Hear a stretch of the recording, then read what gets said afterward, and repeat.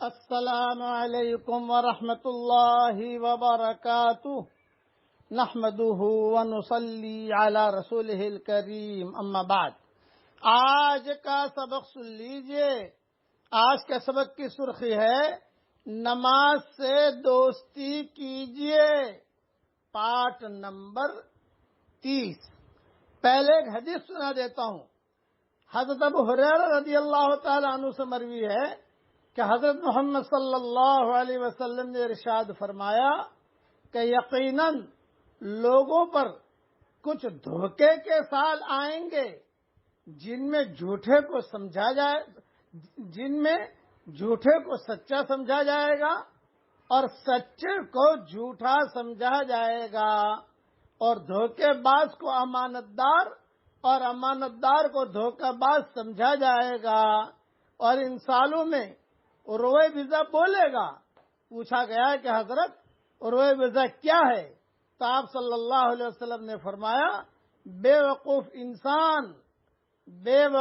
انسان لوگوں کے اجتماعی معاملات میں مداخلت کریں گے۔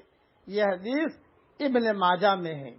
آج کل بالکل یہی ہو رہا ہے، بے نمازی ہی جو سارے معاملات کے اندر آگے ہیں۔ نماز کا کوئی ٹھکانہ نہیں، نماز پڑھی نہ پڑھی، کبھی پڑھی کبھی نہ پڑھی، بلکہ یہ حال ہو گیا ہے کہ جہاں مغرب کا وقت ہوگا صاحب نیند آ رہی ہے، اب یہ بے نمازی اسی وقت سو گیا۔ رات کو جو ہے 1-1:30 بجے جاگا، جب رات کو 1-1:30 بجے جاگا، گھر والے سوئے ہوئے ہیں، ابھی سے بھوک لگی، اب اس نے کچھ فریج میں جا کر کچھ کھا لیا، گھر والوں کو جگا نہیں سکتا۔ گھر والے بھی جو ہے یہ اس کے اوپر ہے کہ بھی تم نے وقت پر کھانا کیوں نہیں کھایا۔ اب جو ہے فجر کی اذانیں جو شروع ہوئی، اسے پھر نیند آ گئی۔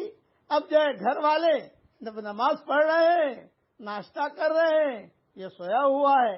اس طریقے پر بے نمازی کی وجہ سے نحوستیں دنیا میں بہت ہوتی ہیں۔ یہ جو فرمایا بے وقوف لوگوں کے اجتماعی معاملات میں دخل گیری کریں گے، تو علماء نے لکھا ہے بے وقوف سے مراد یہاں بے دین بھی ہے، بے نمازی بھی ہے، اور بے وقوف سے مراد ہر وہ آدمی ہے جو فاسق اور فاجر ہو، ہر وہ عورت ہے جو فاسق اور فاجرہ ہو۔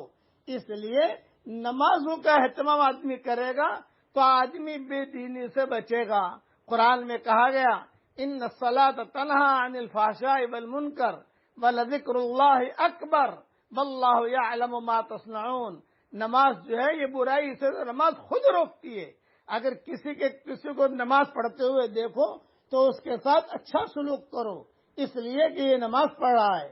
حضور اکرم صلی اللہ علیہ وسلم نے کسی کو باندھی دی تھی اور کہا تھا خیبر کے موقع پر غالباً علی کو ہی دی تھی، یہ فرمایا کہ لو یہ باندھی لے جاؤ، لیکن نرمی کا معاملہ کرنا، اس لیے کہ میں نے جب سے میرے پاس آئی ہے یہ نماز پڑھتی ہے۔ ہمیشہ یاد رکھنا بے نمازی سب سے بڑا بے وقوف ہوتا ہے، بے نمازی سب سے بڑا بے دین ہوتا ہے، بے نمازی سب سے بڑا فاسق ہوتا ہے، سب سے بڑا منحوس ہوتا ہے۔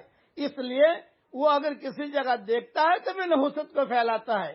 اس لیے نماز کی پابندی کیجئے۔ اوپر والی جو حدیث میں نے بیان کی ہے وہ ابن ماجہ میں صحیح سند کے ساتھ نقل کی گئی ہے۔ آج کل دنیا کے اندر بے وقوفوں کی کمی نہیں ہے، بے وقوف ہی سارے دنیا میں مسلمانوں کے اجتماعی معاملات کو چلا رہے ہیں، اس لیے معاملہ ہی الٹا پڑ رہا ہے، دینداری کا ٹھکانہ نہیں۔ اللہ تعالی ہم سب کو نماز پڑھنے کی، جماعت کے ساتھ نماز پڑھنے کی اور نماز کی اقامت کی اللہ ہم سب کو توفیق عطا فرمائے۔ آمین۔ وآخر دعوانا ان الحمدللہ رب العالمین۔